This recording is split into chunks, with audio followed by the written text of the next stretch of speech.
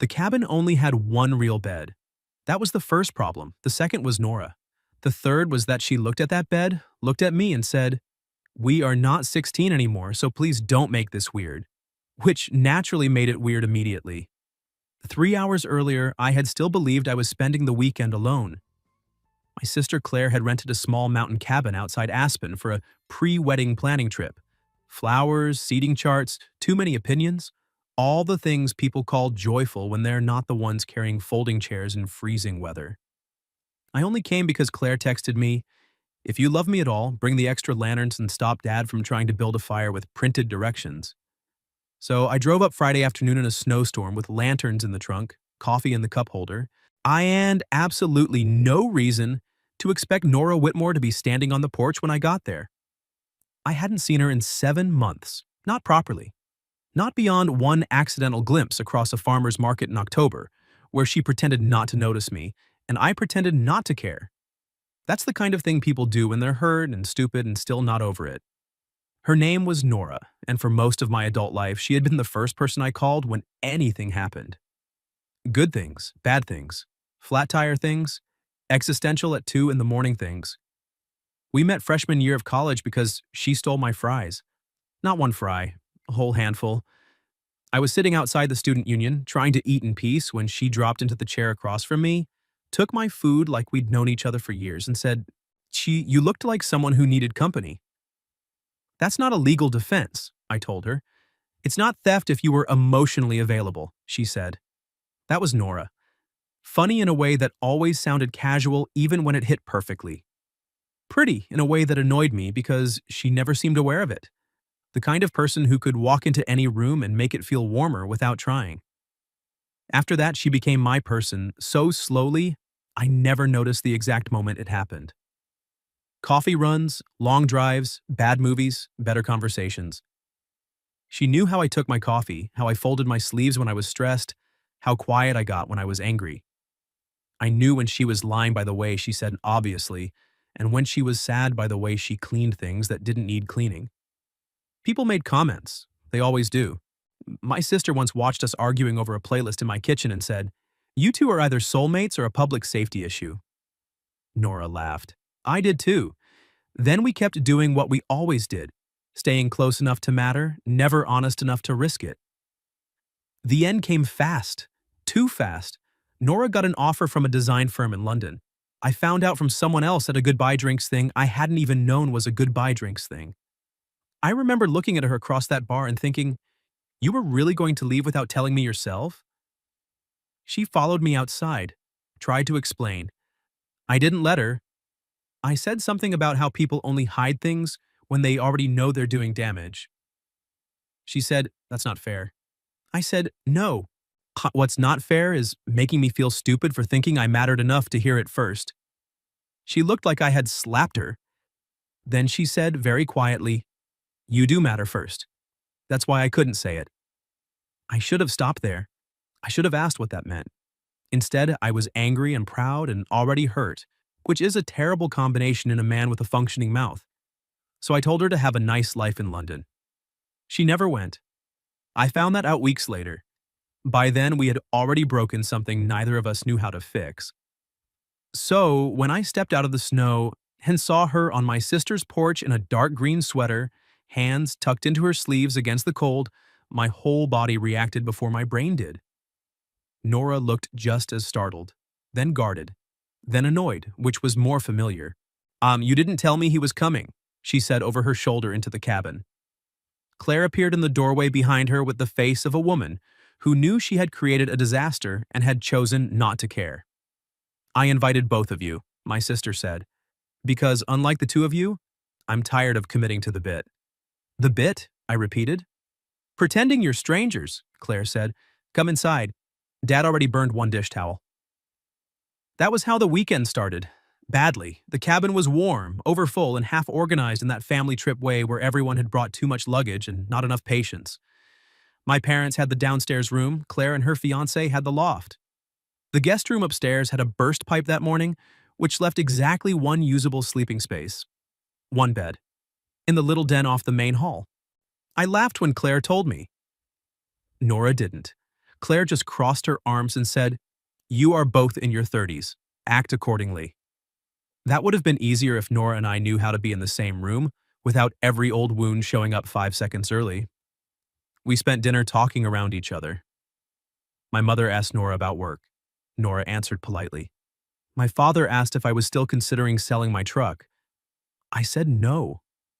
Claire kept looking between us like she was waiting for one of us to finally break first. It happened after 10. The fire was low. The snow outside had gotten thicker.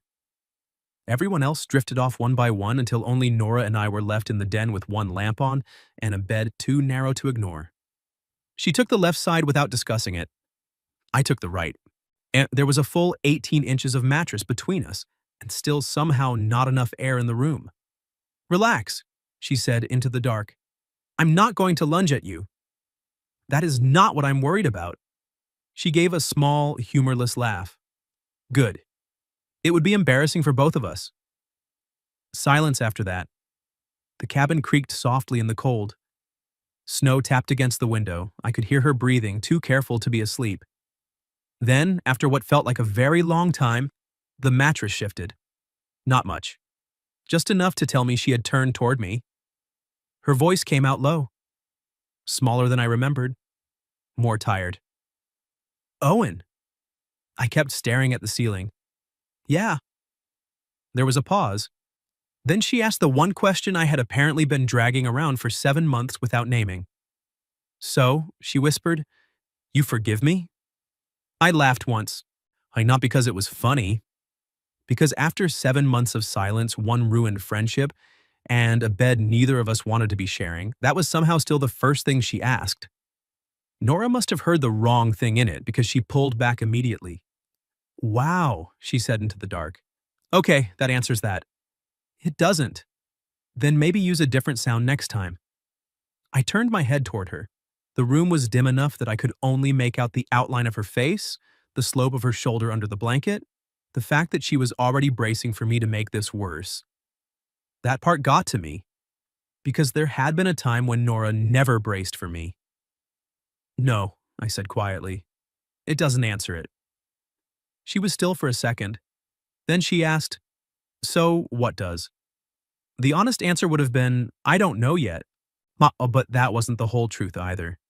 The whole truth was that I had replayed that night outside the bar so many times, I could probably recite it better than my own birthday. Her face when I said she was making me feel stupid. The way she kept trying to get one more sentence in before I killed the conversation. The way I walked off before she could say anything that might have changed everything. So I said, "I'm still angry at how it happened." Nora let out a slow breath. "Fair. No defense? That wasn't me agreeing with you completely." Then what was it? "It was me being tired." Her voice went quieter. "There's a difference." That got me to sit up a little. I looked over at her. She was on her back now, staring at the ceiling. One hand twisted in the blanket like she needed something to hold on to. "I didn't tell you about London," she said, "because every time I tried, it felt bigger than the job." I frowned. "What does that mean?" "It means," she said, turning her head toward me, "I wasn't scared of telling you I might leave. I was scared of finding out what you were to me before I left." That landed harder than I wanted it to. Nora laughed softly then, but it was a tired sound. "See? That's the part I couldn't say." The cabin creaked. Snow tapped against the window. Somewhere downstairs I heard my father cough once and turn over. The whole house felt too full of sleeping people and old feelings. "You could have told me any version of the truth," I said. "I know." "No," I said, sharper now. "You keep saying that like it fixes the part where I found out from someone else. At a goodbye party I didn't even know was for you." She flinched, small but real. That should have satisfied something in me. It didn't. "I know," she said again, and this time her voice shook. "I know because I hated myself for it before you ever got angry." That changed the room. I pushed up onto one elbow. "Then why do it?" She sat up too. We were facing each other now in the dim light, knees bent under the blanket, close enough that the bed suddenly felt much smaller than it had a minute ago. "Because I thought if I told you too soon," she said, You'd ask me not to go. I stared at her, and I didn't know what I would have done if you did. There it was, the sentence under the sentence. Not just fear of conflict, not just bad timing. Something worse, something softer. I swallowed once. Oh, you still should have trusted me with it. I know, she said. Then, more quietly, but I didn't trust myself. That shut me up, because I had spent 7 months convincing myself her silence meant I had ranked below a job offer, below escape, below ambition. It had been easier to believe that than anything more complicated. Nora looked down at her hands. I packed, she said. Did you know that? I frowned. Packed? My apartment. She gave a small, broken smile. I packed books into boxes. I made lists. I even bought one of those absurd neck pillows for the flight. She looked up at me. I never made it to the airport. The air in my lungs turned useless. I was in the cab, she said. Halfway there. And all I could think was that I had managed to build an entire plan around leaving without ever surviving one honest conversation with you. Her throat moved once. So I told the driver to turn around. I didn't speak. Couldn't, for a second. Because now I could see it too clearly. Nora in the back of a cab with a passport in her bag and my name somewhere in her throat, still choosing not to leave, and neither of us knowing what to do with that afterward. Then why didn't you call me? I asked. I did. That one hit like ice water. She held my gaze. 3 times. I sat all the way up now. What? You blocked me. I went still. Memory arrived ugly and complete. That night outside the bar, me in my truck. Me so angry I didn't want one more word from her. Me doing the pettiest, dumbest thing I could do and telling myself it was control. Ho, I said. Nora looked away. Yeah, oh. There are moments when your pride doesn't just crack, it collapses. That was one of them. I forgot, I said quietly. She gave me a look I could barely see and still felt perfectly. I didn't. We sat in silence after that. Not empty silence, not peaceful. The kind that forms when a story you've been telling yourself suddenly gets corrected in your own voice. Finally, I said, I thought you left anyway. I know. I thought you chose not to fight for us. I know. The second she said it, I heard the difference. She wasn't throwing my words back at me. She was tired of carrying both sides of the misunderstanding. I rubbed a hand over my face. Nora, you don't have to answer tonight, she said softly. Not really. I shouldn't have asked it like that. Asked what?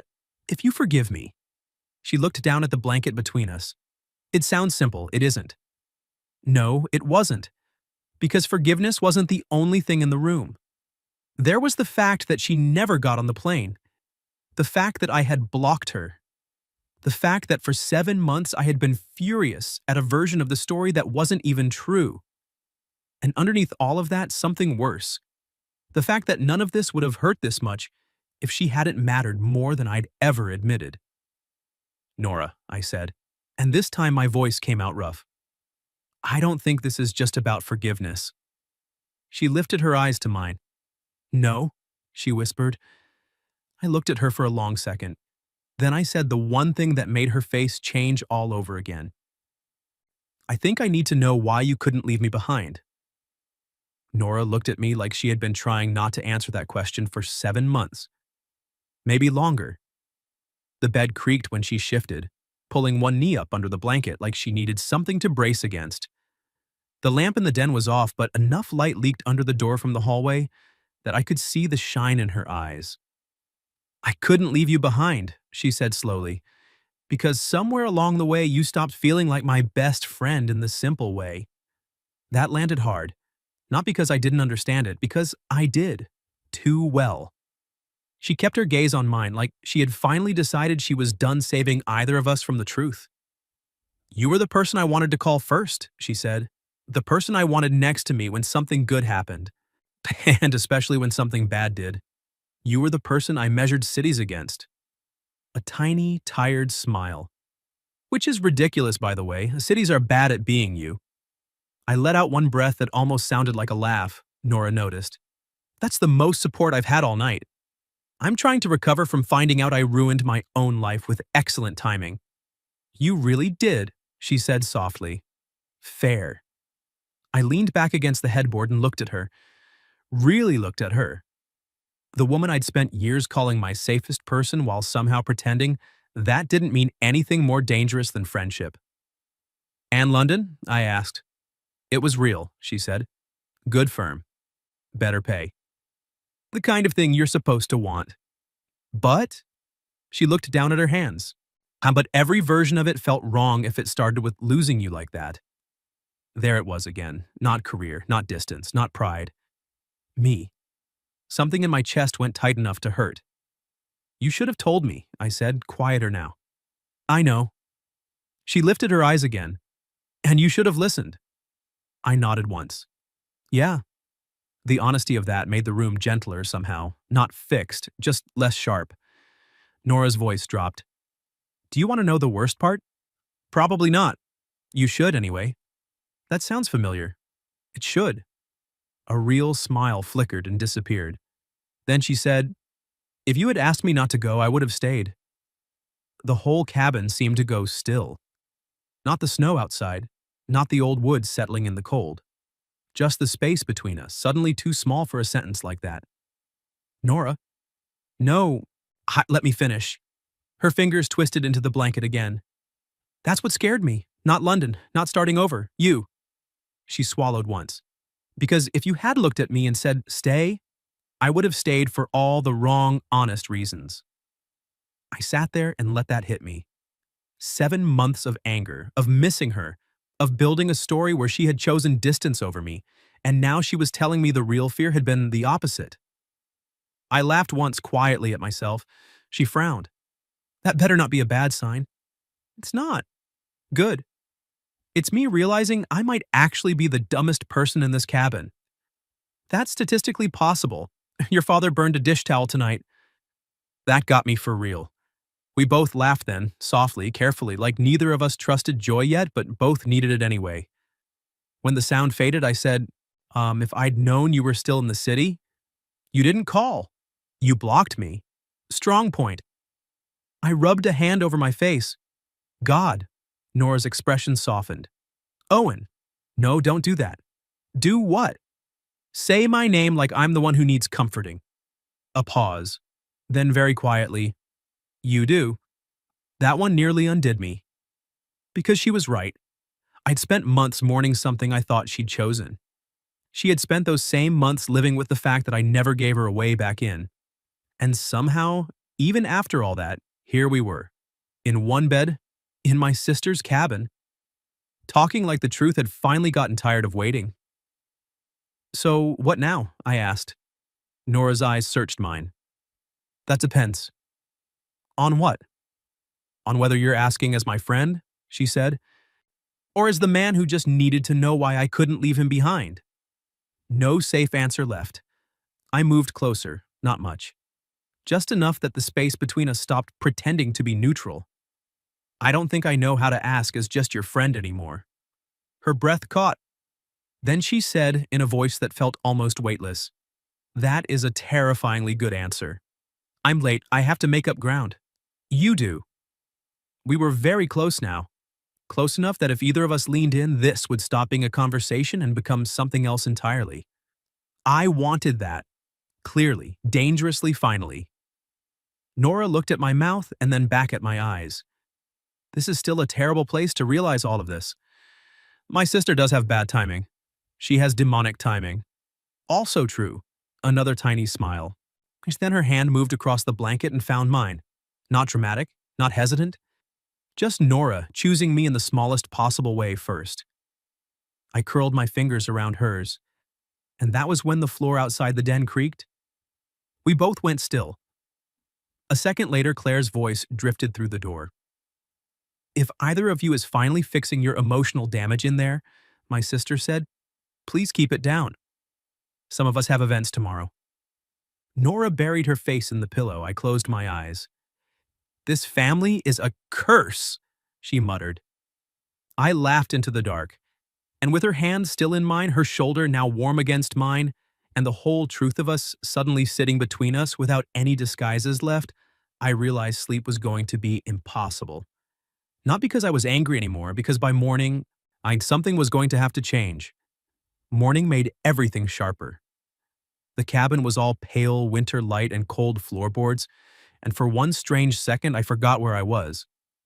Then I felt Nora's hand still in mine under the blanket. That brought all of it back at once. The bed, the letters we never wrote except this story doesn't have letters. Oops, avoid. The fight. London. The blocked calls. The truth. I turned my head. Nora was awake already, looking at me with the kind of expression people wear when the night gave them hope and the morning demands proof. "Hi," I said. "Still terrible at openings." "That's fair." Neither of us moved right away. It felt like even a small movement might decide too much too fast. Then she asked quietly, "Was last night real, or are we going to get up and turn back into idiots?" I smiled a little. "I think we're probably still idiots." That wasn't the part I asked. "No," I said, shifting closer. "It was real." Something eased in her face. Not all the way. Just enough. "Good," she whispered, "because I don't think I can do another 7 months of pretending. You're not going to have to." That landed between us and stayed there. She searched my face for a second like she was checking whether I meant it deeply enough to survive daylight. Then she nodded once. "Okay." I brushed my thumb over her knuckles. "Okay?" "Okay means," she said, "you don't get to disappear into guilt and weird politeness now that you know the truth." "That sounds specific." "That sounds like I know you." "Also fair." A smile finally touched her mouth. That was all I needed. I leaned in and kissed her. Not careful this time, not rushed either, just sure. Like the night had stripped everything down and the morning had left us with something solid enough to keep. When we pulled back, she laughed softly against my mouth. "What?" I asked. "You really waited until my sister threatened us through a door to figure this out?" In my defense, the logistics were bad. The logistics were terrible. We stayed there another minute, forehead to forehead, smiling like people who had no business being this relieved. Then reality showed up in the form of Claire banging once on the wall and yelling, "Breakfast in 10, emotional disasters." Nora groaned and pulled the blanket over her face. "I can't go out there. You have to. Your sister is going to look at me like she arranged this with Satan." She probably did. That got her laughing again. By the time we made it to the kitchen, everyone somehow knew. Not because we announced anything, because families can smell a changed atmosphere faster than smoke. My mother smiled into her coffee. My father pretended not to notice while noticing everything. Claire looked so smug, I considered revoking her wedding lanterns. Nora sat beside me anyway. Not across from me. Not guarded. Beside me. And when her knee touched mine under the table, neither of us moved it away. Later that morning, while Claire dragged our parents into some fresh crisis involving centerpieces, Nora and I slipped outside onto the back porch. The snow had stopped. The trees were bright with it, all clean edges and cold sunlight. Nora tucked her hands into her sleeves and looked out over the hillside. "This feels dangerous." "What does?" "This?" She glanced at me. "Being happy this quickly." I nodded. Yeah." She waited. So I gave her the answer she deserved, not the easy one. "I don't think this is quick," I said. "I think this is late." That changed her face more than anything else I'd said. I stepped closer. "We already did the hard part badly," I told her. The silence, the pride, the missing each other and pretending it was noble. I held her gaze. "I'm not interested in doing that version again." Nora's eyes shone in the cold light. "So what version are you interested in?"